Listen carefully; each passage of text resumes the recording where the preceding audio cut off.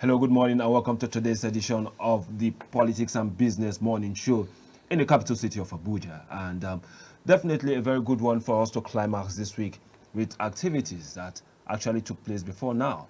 But then one of the major issues that we always look out for is to see that, yes, we have a nation that is actually growing, developing from all aspects of life. And for the leadership of the country, we expect them to do more.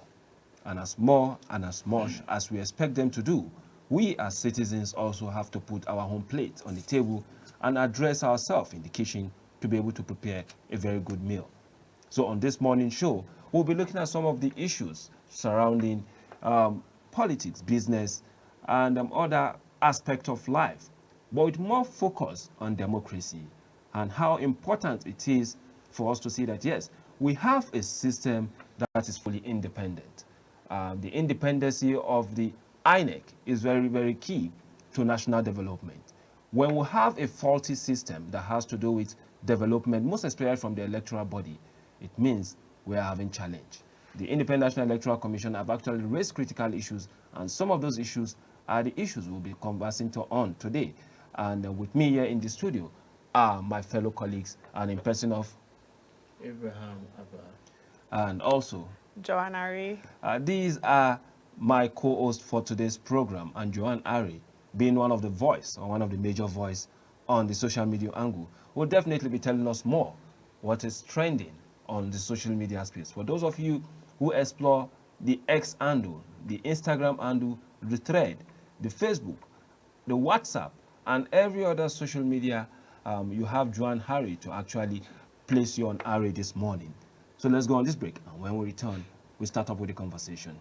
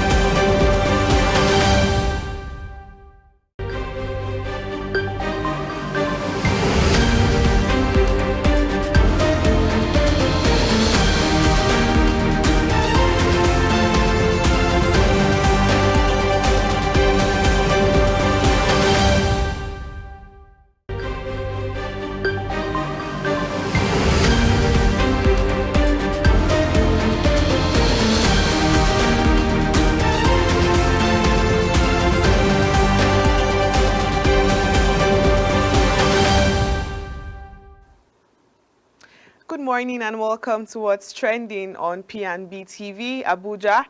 Diving into our stories for this morning, a horrific incident has shaken the Ibagwa Agu Farm settlement in Enugu State, Nigeria, where a 33-year-old man, Sunday Echege, allegedly severed his wife's left wrist with a machete over suspected infidelity.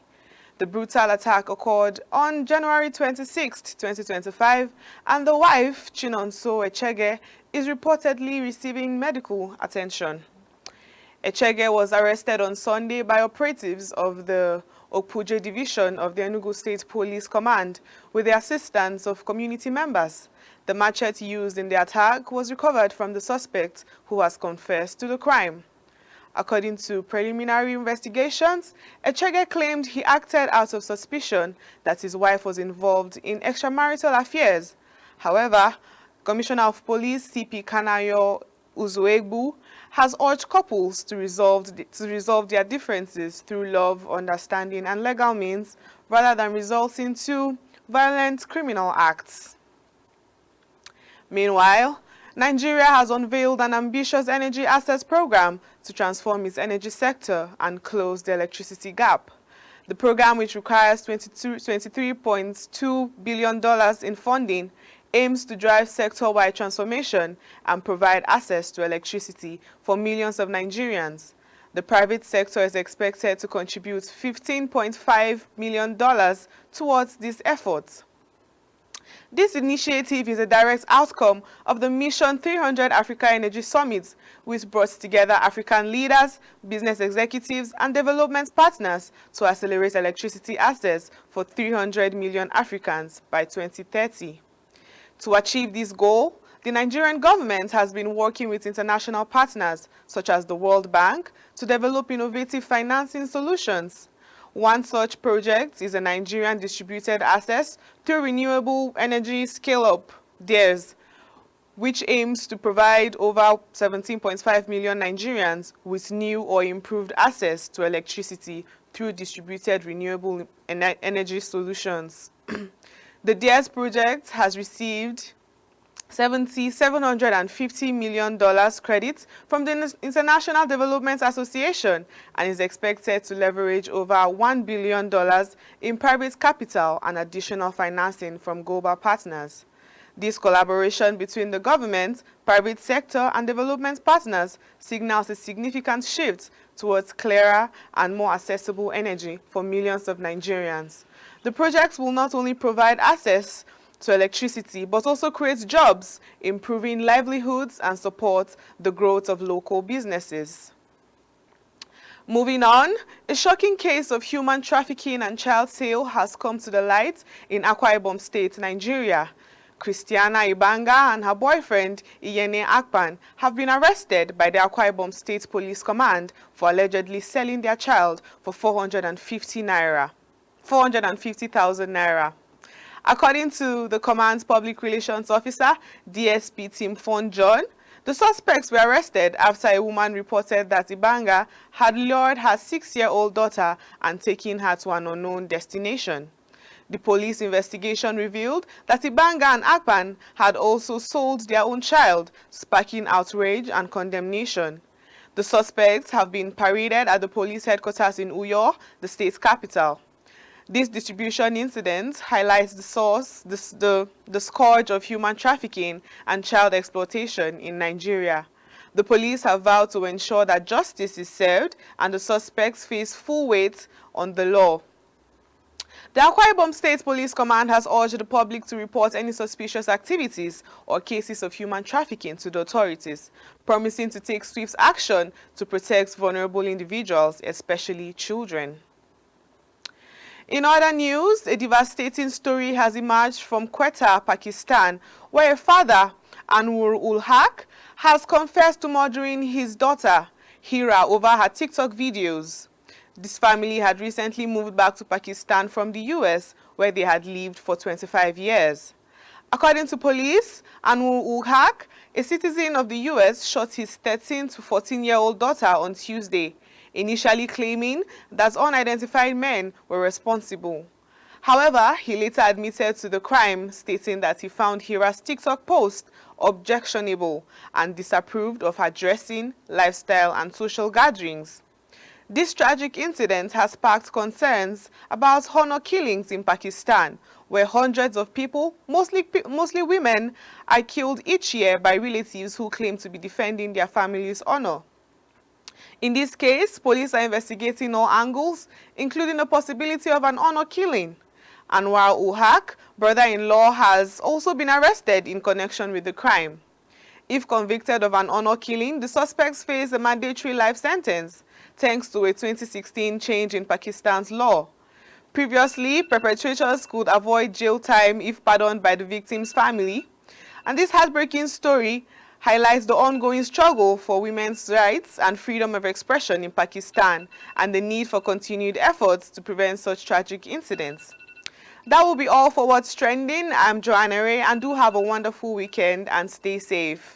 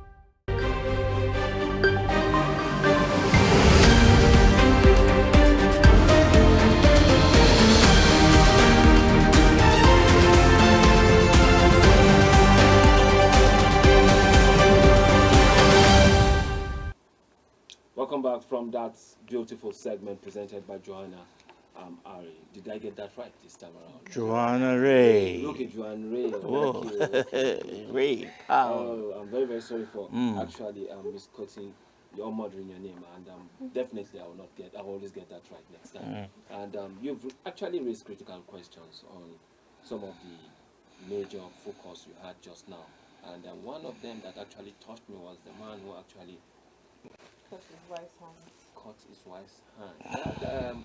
And, Abraham, I don't know if you've actually experienced this kind of violence, because just this week, I remember when Anifa was actually presenting Yes. a social media angle. It was the issue between Two-Face and the wife. Yes. And the former wife, because now she's an ex.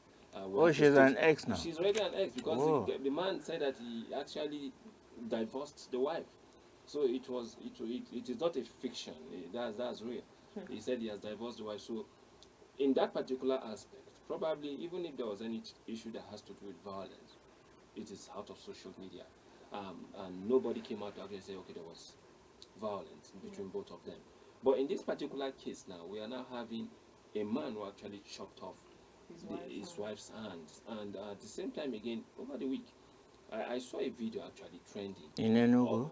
No, not Enugu. I don't know the location of that particular one, where a woman was trying to stab her husband at home. So it is from one social violence to another, between a man and a woman. What actually gets sour over time? What actually gets Sour over time, yes. Well, I can't really say because, I'm single. Oh. I'm not. Okay. Let me take that question back. I'm not a married woman. Okay, let me. Okay, no. I understand where you're coming from. Let me take it to Abraham. Abraham, Yes. what actually makes issues like that? Well, I will tell you sincerely, lately we find out that everybody is angry, both the men and the women, and what's bringing all this brouhaha and fight is because there is no understanding. Definitely there will be fight. Even within yourself, you fight yourself. Sometimes you don't feel happier with yourself. There are times that you feel so disturbed with some issues. Talk more of the next person you're having partnership with.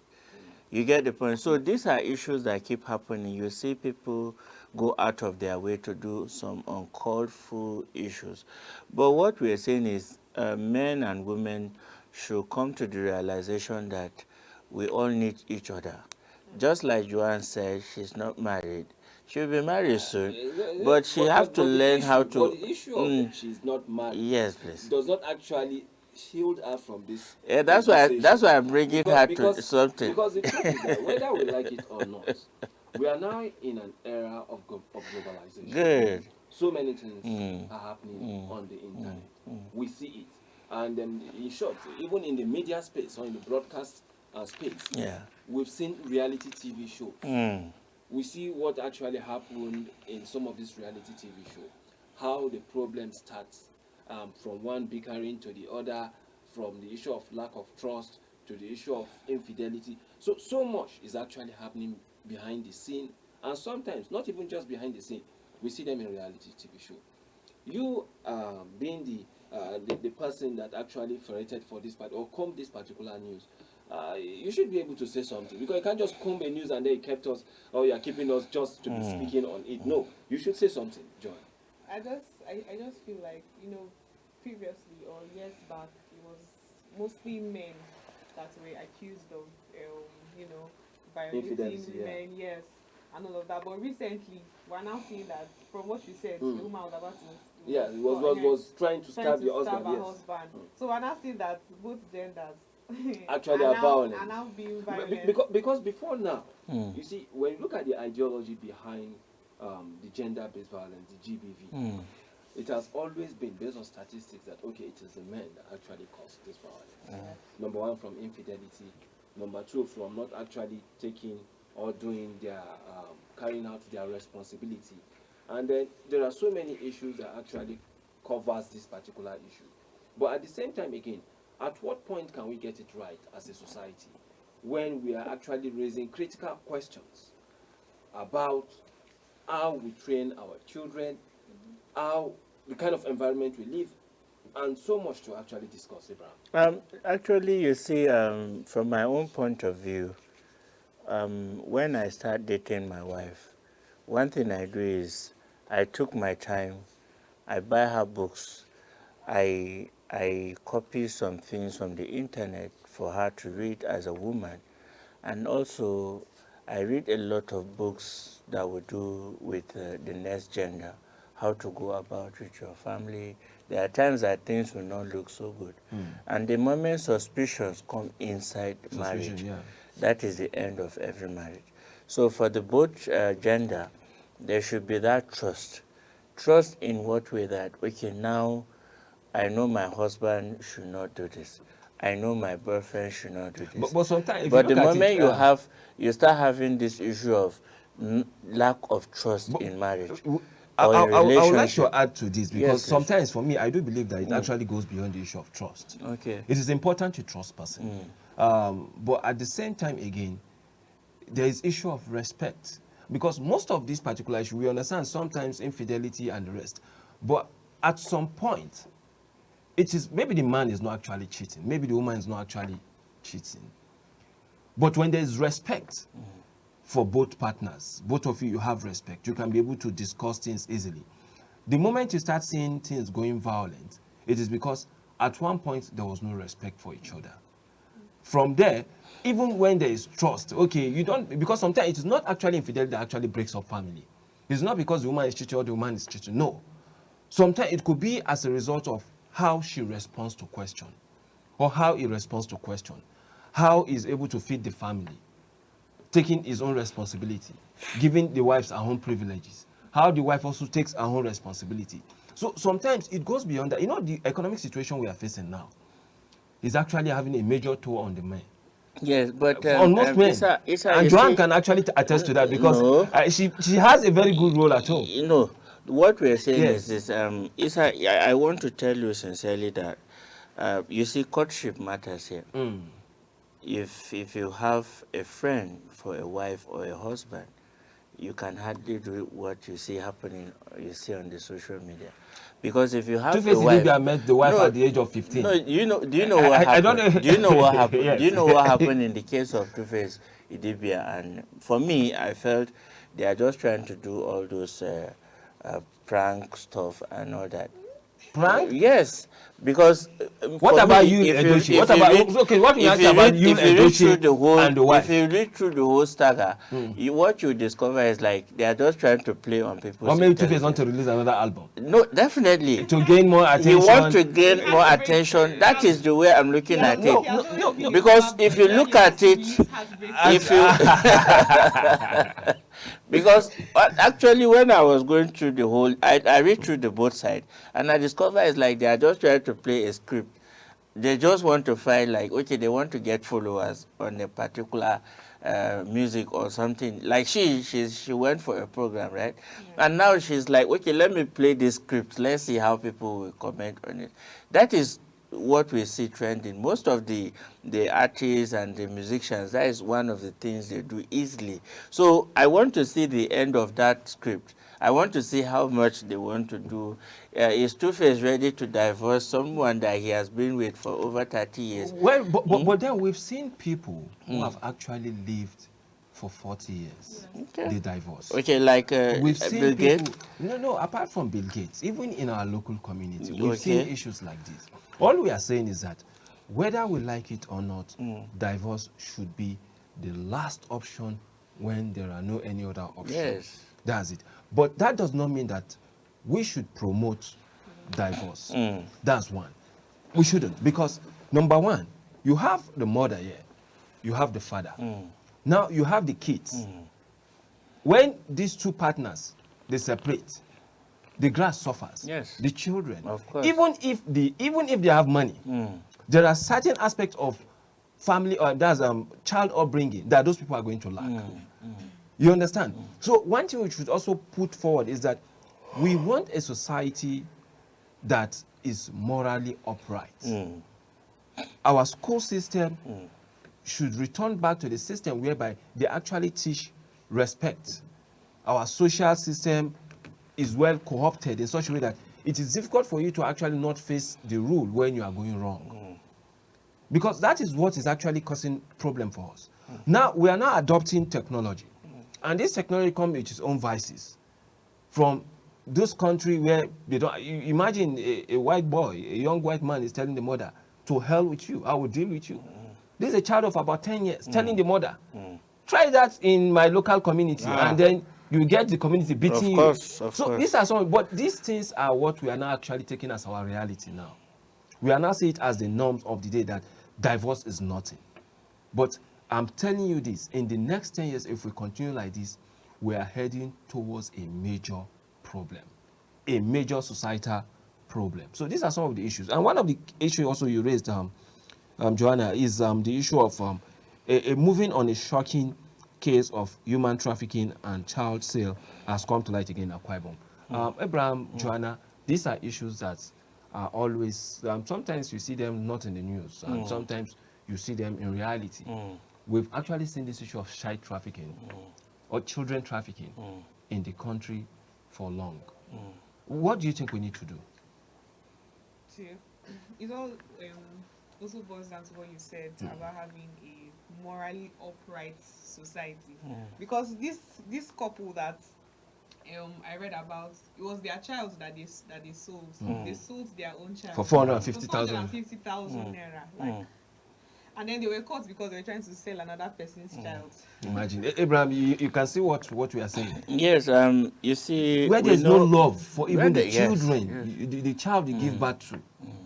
And sometimes people go out of their way because they felt, okay, if we should do this trading, we will get some money. And how much is 400,000 naira for you to sell a child that you don't know what tomorrow he will be?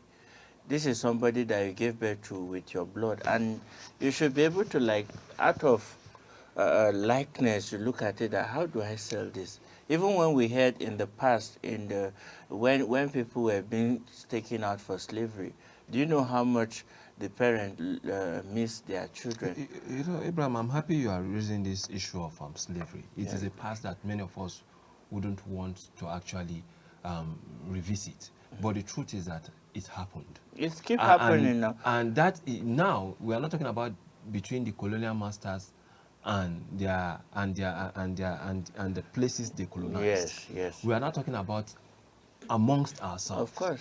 That this issue of slavery is actually still in place. And now there is something I was discussing with one young man. I think he is a pastor in one of the church in Kubwa. So we were on transit, and he did told me that okay, he left Lagos for Abuja, and we started discussing. And I told him, well, if you give me a job, a very good paying job, I will not go to Lagos. I prefer you pay me that half of that amount here in the capital city, not because I don't like Lagos. No, I grew up in Lagos. I know Lagos. There's this thing that happens when you are in this commercial city or in a very cosmopolitan city. People tend to lose their affinity for affection. There's no love. It is all about money, money, money. And I'm telling you, if you go to any society where you discover that everybody is after money, my brother, leave that society. Money is important. We all know how sweet it is. We all know how good it is for you to have money. But I'm telling you, when you go to a society where everybody is just after money, the issue of affection is no longer there. That's why you see we have what they call Yahoo boys. That's why you see we have what they call Yahoo plus. That's why you see the essence of cybercrime. That's why you see why you see ritualists increasing. That's why you see the issue of kidnapping taking place, the issue of banditry taking place, all because of what? Money. But at the end of the day, we die and then we leave this money.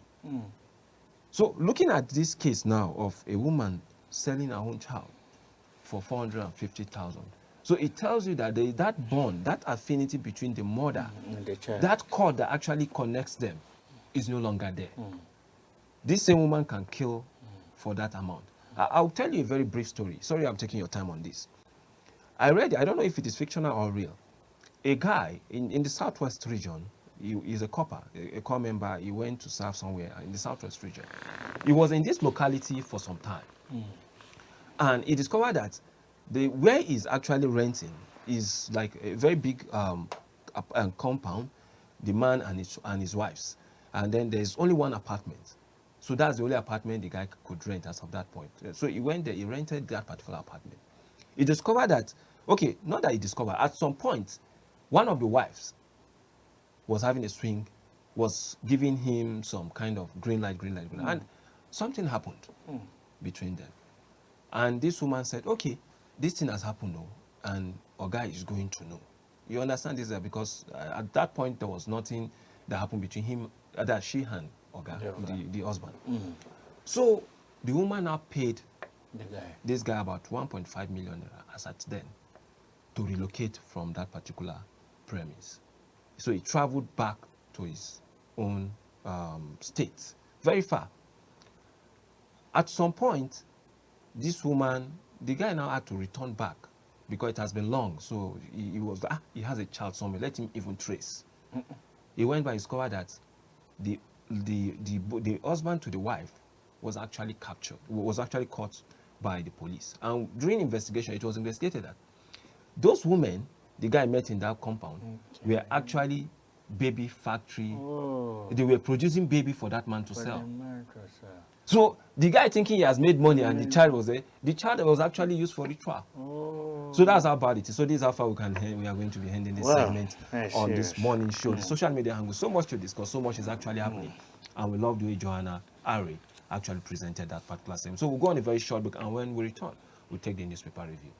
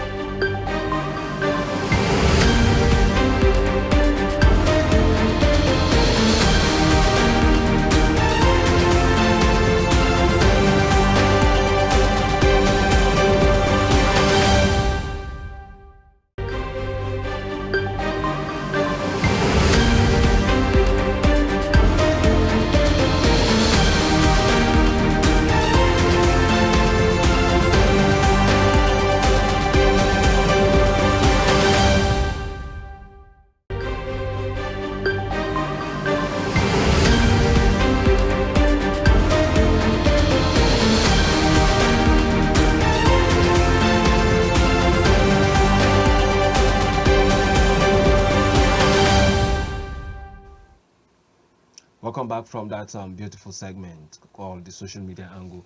And here again, we'll be looking at some of our dailies. And on the first page of the Punch newspaper this morning, you'll see what is actually happening in Nigeria, so much from so many angles. So if we can just have the Punch on the screen now, we have stakeholders demand Wike Bauchi governor truce as governors meet today. The PDP crisis again, Abraham, and so much is actually happening. The last time I saw a video online depicting the fact that there was physical fighting in the PDP secretariat. No, it's actually, for me, I feel PDP is not ready because they are not acting as the opposition they need to be. Looking at all that is happening with all the fight and all the squabble for power, they need to fight the APC. They need to give APC what APC gave to them 2015. But unfortunately, what we discovered is the PDP house is not even in order. So what we discover is like these people are just after who become who. Look at the shameful act on the day of their NWC meeting. You know, but the NWC, I think the chairman Wabara was able to wave it off to make it look as if we were. But you could see the tension. The tension is there. You could see the tension from them, but you will see the way he acted. So for me, I feel these people are not ready to come back to take over from APC, because with what is happening in that party, I don't see them winning 2027 election. Yes. Maybe Johan has a reservation. Okay. I don't know. Do you have a reservation? He said he doesn't see PDP winning. Yes. Sir, oh well. I feel like if they work more on their interpersonal relationships, maybe they could do better. Because I feel like the people who made PDP, they put in so much work to see PDP work. And at a point, I think PDP was like the ruling party. Yes. And it was like the Nigerian People's Party for a very long time, until they started having other parties. Close to 16 years, yes. and the PDP was empowered. If the people in PDP now can put in so much work, like the forefathers, their founding fathers, yes, I feel like they could do better. If you look at the PDP issue is one issue that is expected. And politicians, you don't trust politicians, because today they are in PDP, tomorrow they are in APC, next tomorrow they are in Labour Party, upper one you see them in NNPP. Because they don't have ideology. Because they don't have ideology. Yes. And that has actually affected our system. Yes. Now, when you look at the PDP very well, you will know that this bickering they are having now was started right from the 2023 primaries, when Wike actually lost in that particular primary. And since then, he has already sworn. For me, he has already sworn, because you can't be in the PDP and also be in the APC. No, he is not in APC. He only officially is not in APC. Yes, but officially he is giving a position to her after election. So it doesn't have anything to do with PDP. He said he doesn't have anything to do with PDP. He is not an APC member, but he is a minister under APC government. So I'm happy Joanna actually you get it. Yes. So for me, I feel Mr. Wike is telling Nigerians that, look, I am a bona fide member of PDP. I have spent so much, which every Nigerian know how much Wike did for the party when everybody ran away. All the articles, the El-Rufai, those that are calling names now, they all left the party. No, but he was not spending it for the sake of spending money. No, he was not doing it as a philanthropic. The truth of the matter, not philanthropy, he was doing it for his own personal interest. Yeah, but at the end of it, what do you expect? What do you expect him to do? You are doing it for your personal interest. Okay. So are you expecting people to come and bow down before you? Is he a priest? No, is he a priest? That's what I'm saying. He's not he a was priest. doing it to win an election. He's a businessman. He lost in the primary election, and then you are what he's doing. He's a businessman, and then every businessman demand to get some. And every businessman,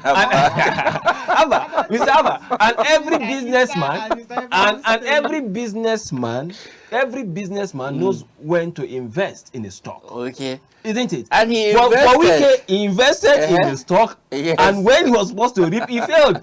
The stock crashed. That's why he's angered. For Atiku, he invested at the point Wike was actually thinking he's going to reap. So Atiku reaped that particular election. The truth of the matter is, if you look at the way the whole thing went at that primaries, it was actually a betrayal. No. Politics it's a betrayal. Is a betrayal. No, but if you say it is a betrayal, politics is a game of chance. So how is it a betrayal? At the same time, most of you the have people... a soft spot for Mr. Wike. No. Are you seeking for land in the FCT? But let us call a spade a spade. The reason why I say let us call a spade a spade. We are not leaving this, Mr. Abraham. We are on newspaper preview now. Wike lost in the election. He is not the first to have actually lost in an election. But he can lost in an election, a primary election in PDP, and still leave the PDP for any other party, and then contest. Obi as a point. Obi, before Obi became very popular, Obi left. Who made Obi to even leave PDP? It was Atiku. No, it was not Atiku. It was Wike who made Obi to leave PDP. Don't forget, Wike sponsored. So, look, let us not go into the details of this. We can still have it. There are so many issues. Right. I hope one of these days we will discuss some of these issues. But then, still on the Punch newspaper, just at the top right-hand corner of the Punch newspaper, we have domestic. I don't know what was there on the screen, if you can bold in it. But then I know it has to do with NNPC saying that they are not reaching their targets. So domestic shortfall. NNPC marketers import 633 million liters of fuel. We are now going back to that era.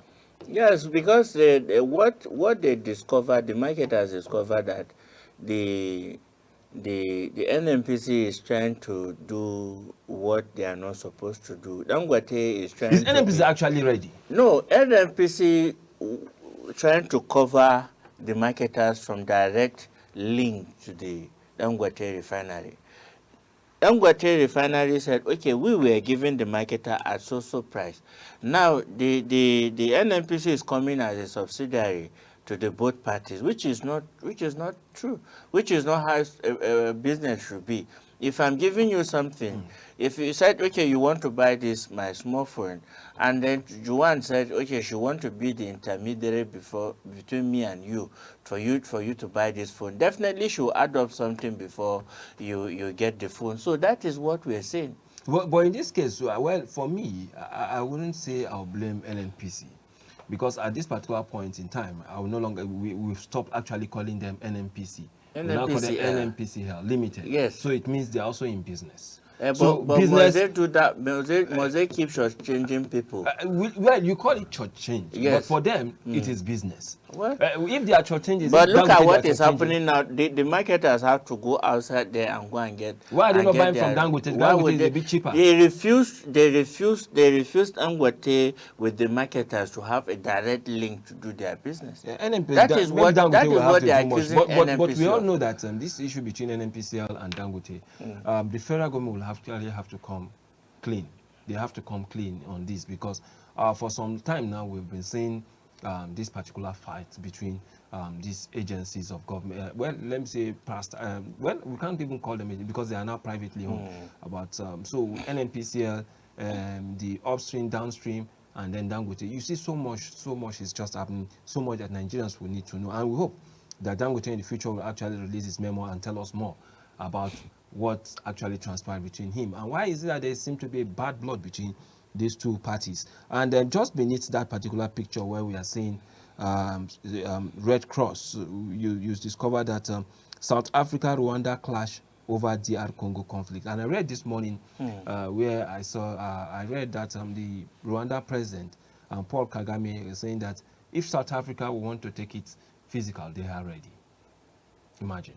Well, the issue about South Africa-Rwanda clash is something that has been bickering for a very long time. Because looking at all they're after is this DR Congo. You see, that is where the issue is. Everybody is looking for how to get something from this particular one. So we want to call on those concerned they should not look at what they are looking for on that land. They should look at the number of people they are going to lose. So humanity should be the first thing every leader should think of. You know, many have actually called on the Rwanda government for supporting the M23. And on several accounts, I've seen it on international news, where they are actually supplying weapons to M23, and that is actually affecting the peace that South Africa actually pushing in DR Congo. South Africa seems to be in support of the government of DR Congo, while that of Rwanda is actually in support of M23, and that has actually caused so much problem and bad blood between the two countries. They are all in the south, and we expect that, yes, that particular region should be properly guided for them to be able to triumph this particular challenge. And let us quickly take the next newspaper on our screen now, and that is Daily Trust. And on Daily Trust this morning, we have fresh controversy trails Inspector General of Police tenure extension. Many have actually called for his removal or let him resign, and we don't see a reason why he is still in that particular position. And Sowore insists Egbetokun's stay is illegal. Nothing wrong with his status Attorney General of the Federation, that's Fagbemi.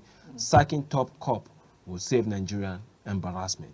Police Council duly confirmed him, says Federal FHQ, Force Headquarters. I don't know what that stands for. But then, Johan, you are now seeing a situation whereby during the Buhari regime, we saw the former Chief of Army Staff, or let me say the Armed Forces, the CDS, the COAS, that's Chief of Defense Staff, they all had a longer period of stay, despite the huge call for them to resign. That when you've exceeded, when you've come to the termination point, even if there's an increment, it shouldn't last that long.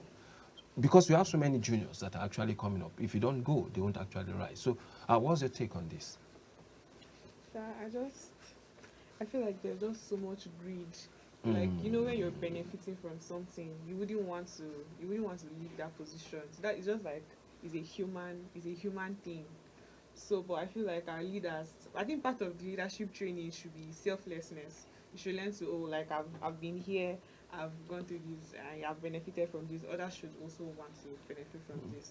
I think as leaders, we should learn to be selfless. Okay, and Abraham, your view on this? Well, this is something that one cannot take away from every president that have come so far since 1999.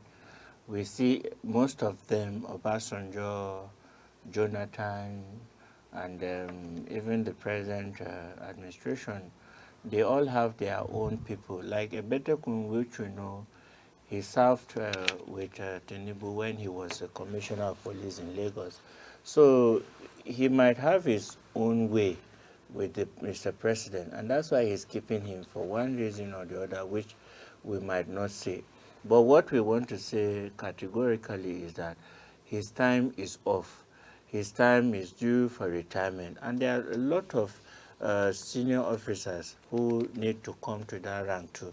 But if you don't go, how will the other people come?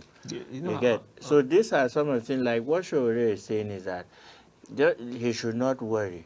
When he comes to power 2027, he will bring their issue back to, and it was like a laughing thing at the court. But the truth of the matter is that when you're done and your tenure is over, you should quietly go up and then allow other people to come up. I just love the term used by Joanna this morning.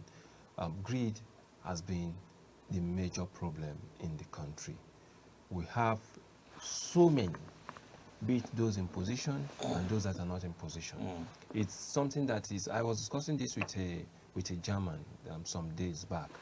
And when we are discussing, and then she raised the issue, and then she told me that, Issa, why is it that your country always have problem with this, with that, with that, with that? I said, no, Nigeria don't actually have problem. If you look at us, I had to sell the country in a positive light. But at the same time, again, we cannot run away from the fact that greed is actually what is actually killing us in this country. When you look at the revelation made by EFCC on the former CBN governor, you start asking yourself question. Where will this man take all this wealth to? Even for the fourth generation, where will they take the wealth to? I don't know if Joanna is part of the family, but then I can see she's just actually looking at She's me. married. So, but these are some of the issues. Now, the issue is that your tenure, you've already exited your tenure, and now addition was given to you. You've climaxed that. Why not just peacefully say, I'm resigning? Instead of waiting for the president to tell you that, okay, it is your time now, you can go. Yeah, but That you is can why see, at the same time you see them. You can see what the AGF is saying. For me, I know that they want to twist the hand of law, but the truth of the matter is that as a public servant who he is, That is even the more reason yes. why he should resign, because he is a public he's servant. a public servant, And the public are then- calling for his Yes, resignation. so if truly he is there to serve the people, and you are done with the number of your years, you should quietly say, okay, I drop the baton, and then let other people continue from where I stopped. Abraham, there is one country, a Scandinavian country, I can't remember the name, just about 3 days ago. Do you know what happened to the president of that country, or the leader of that country? He resigned. Do you know why he resigned? There was a contract he gave, and was it a building or something? It fell. And the whole student in that particular country came out to protest that he gave a contract, he did not carry out due diligence on the people that actually performed that particular responsibility. And number two, the quality of material used or the strength of material used were very, very poor. And that thing collapsed and he resigned. But in Nigeria, tell me, will he resign? Even at the point of death. We've seen a situation where at the point of death, people actually don't want to resign from position. So how can we move forward as a nation if we continue like this? And still on the Daily Trust, we have just on the top of that particular front page, you have appeal court affirms IPOB as terrorist group. Yes, IPOB, we all know what they do recently, with the number of things you see happening. They are more than terrorists. They are ritualists. They are cultists. They are just hiding under the guise of they are agitating for a new country or a new state. But the truth of the matter is, what you see they do over there in the southeast is uncalled for. You see a hotel where they turn it to a graveyard, where they kill their suspects, where they kill people who are not ready to go with their kind of ideology. And these are some of the things. So for me, I think we need to call a spade a spade. You know why you see this thing keep happening both in the north and in the south is that we don't call it by its name. You want to romance these boys and you want to give them like a soft landing. That's why I love what the CDS is doing. If you see what he's doing, I love it so much because he's calling it a name. The way it is. The way it He's is. not You don't need politicizing to, it. yes, you don't need to start romancing these No, people. They have people who are financing them.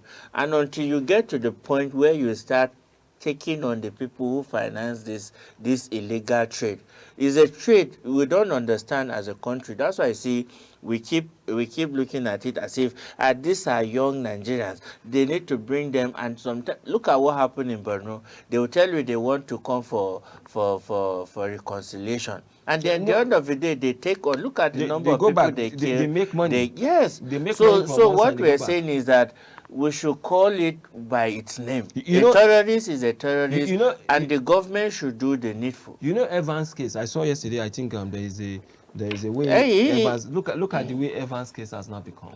Now that's one aspect. But the most funniest aspect of it all is when people do things. You know one thing religion does is that it teaches you right and wrong. Of course. The most funny aspect of it is when people do things because they are of your tribe. You say, no, this my own tribe should steal.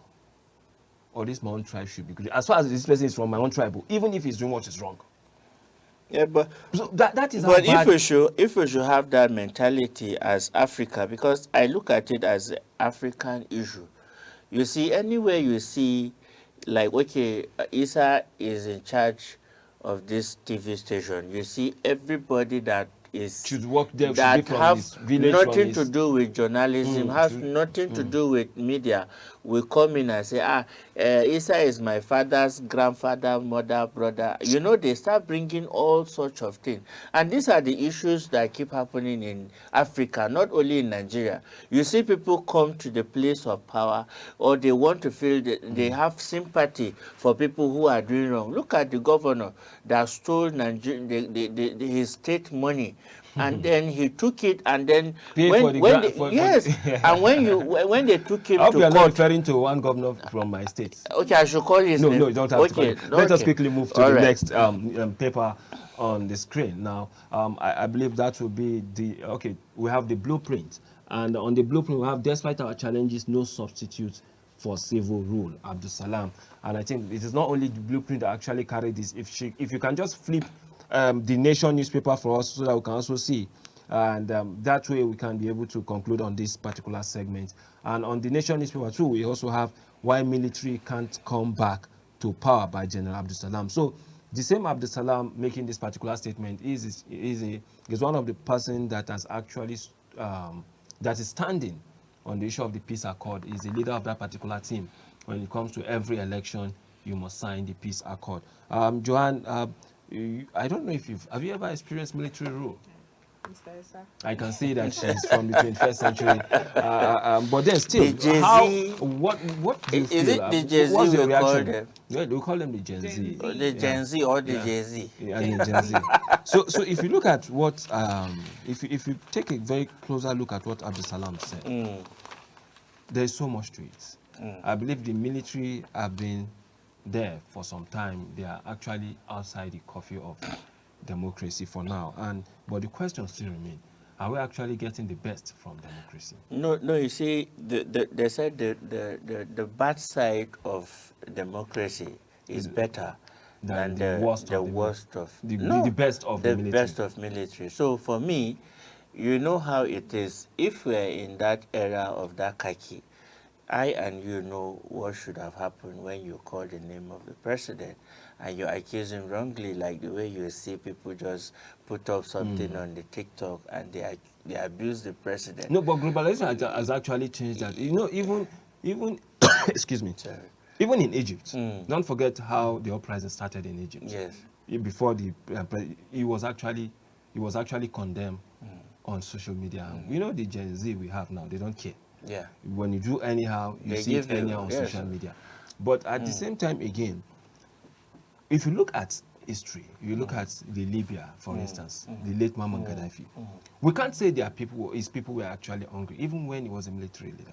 He did everything for them. He did so much for them. He did everything because I went through history. So are they actually enjoying democracy now? Is it No, better? it's just that, you see, the way they ousted him, America did very wrong in that aspect because, one, they knew what... It's just like what the case of Abacha. Abacha is somebody that every Nigerian knew when he was the head of state. This is somebody that will tell you with to your face. He will tell the other foreign aides that, look, I don't need your support. I have people I want to do business with, just like what Trump is doing now. Trump will tell you to your face, hey, I don't need you. I want you people to go because I need to make my people survive. And that is what Abacha did. That is what Libya president did. But unfortunately, these people didn't live to fulfill what they wanted to do for their people. But then our vice president actually was the representative of Nigeria during the World Economic Forum in Davos, just I think about a week ago or two, and he did state it clearly that he doesn't need the aid of foreign countries, let me say other countries. What he needs is partnership, and that way we can have a win-win situation. We hope that we'll continue enjoying this particular democracy that we are actually practicing. On that note, we'll be closing this particular segment of the day, and then we'll quickly touch just in a few minutes some of the issues that has to do with Inec.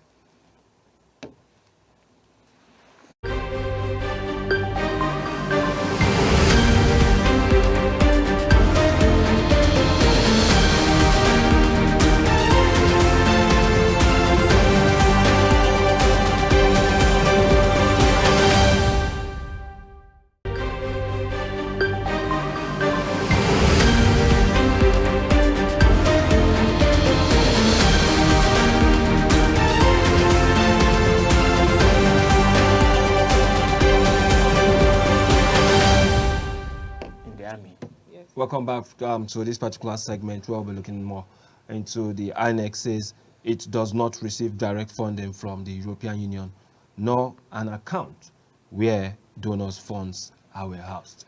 This has actually generated so much controversy with respect to how they receive money or funds or support. If you remember, during the 2023 election, INEC said they don't have enough money. And there are so many EU, UNFAID, so many foreign multinationals and non-governmental organizations actually showed support at that particular point in time. Now, INEC is saying that they do not actually receive direct funding from the European Union. So, Abraham, if I will ask, at what point can we say that INEC is not receiving funding? Because over time we've seen EU supporting. So who is actually receiving the funding on behalf of INEC? No, the Nigerian government do. It's just that the INEC chairman must come out clean to say it the way it is. If they are getting the funding directly from these donors, it should have been like, I'm on my own as a chairman of this body, of this commission. As a chairman of this commission, I have all it takes. I will say it the way it is. But what you discovered lately is that all the elections that have gone by from 1999 till date, you could see that the presidential or the administration that is on rule will always have its way, because one, they have the money, the donors give money to this administration so that they can pay the commission. So for me, I feel if truly the European unions are ready for our democracy to be on its footing, they should do the right thing, not giving it to the administration. Because if you want me to be an independent body, an independent candidate, or an independent body, do you know what it means? That is, you are free from all these shenanigans I see. So if you want to make me an independent body, you should give me everything I need. If the donors are giving, there should be a record that, okay, we have a account for Commission A, and we give them $1 billion. And this is how much they have done. This is how much they have achieved. This is how much. But what you discover in the states lately in the local government election, you could see the interference of the governors, because they pay the state electoral body. But if not so, you shouldn't see a governor saying, is Joanne who has been Joanna that has been she answered my call at every point in time. She was the one to be the chairman of Panshin or Lantan, where I don't know, and these are some of the things you see the governors do. But I don't know if your state is do you see, I didn't hear so much of what happened in the election, the local government election in your state. Well, it was peaceful. We didn't actually know if it was conducted, but we know that we have elected representative to lead the local government, and then there was no violence. But you see what happened in Kaduna and in Benue, where my state, you could see where the governor would just call you to his parlor and they gave you a certificate, which is very wrong for a democracy. So what INEC so are you now calling for the military to return? No, for me, no. I'm not calling for. But then, Joanne said she want to experience it, because she felt most of the young men that are there, they are more learned like her. But still, let us look at this release very well. Professor Yakubu explained that EU and other development partners partners, I believe that's what they wanted right in there, provide indirect support such as technical assistance, consultancy services, and capacity building programs. And these are actually, this way, they are indirect support actually. But then, just like you rightly stated, there shouldn't be any exogenous support. It should be as independent as it is. Yes. And not that we get one technical assist. Technical assistance can be in different form. Consultant services can be in different form. And capacity building programs can also be in different form.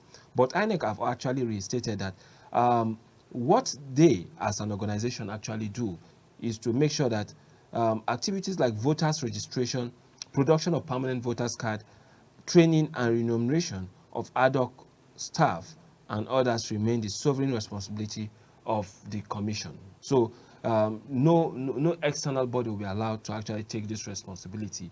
But then if you look at earlier on, they said, okay, technical assistance consultancy services. So much is actually intertwined in this particular. And I want to release. quote the EU person.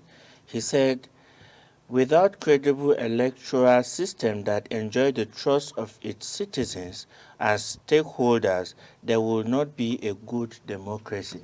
So what I'm saying is that if truly they want this thing to happen, if they want this democracy to be a good one for the country, they truly need to do the needful, because everybody is looking up to Inec. Thank you so much, Abraham Abba, for adding your voice to this particular issue. The issue of INEC definitely is something that many Nigerians are actually concerned with the spate of rigging in previous election. Many have actually stated that, yes, even the judiciary is not also helping matters. But then INEC have come out clear this time around to state that they are not receiving any financial contribution or donations from European Union. And only technical services, consultancy services, and one other items was actually put in the purview for every one of us to know that this is what EU actually does for INEC. But then, this is how far we can go today on the P&B Morning Show. My name is Isanu, and together with me here is Abraham Abba. and also Joanna Ray. So Joanna Ari, well, the way you pronounce the name, but then still, that's how far we can go today on this PNB Morning Show. And then we wish you the very best for the weekend.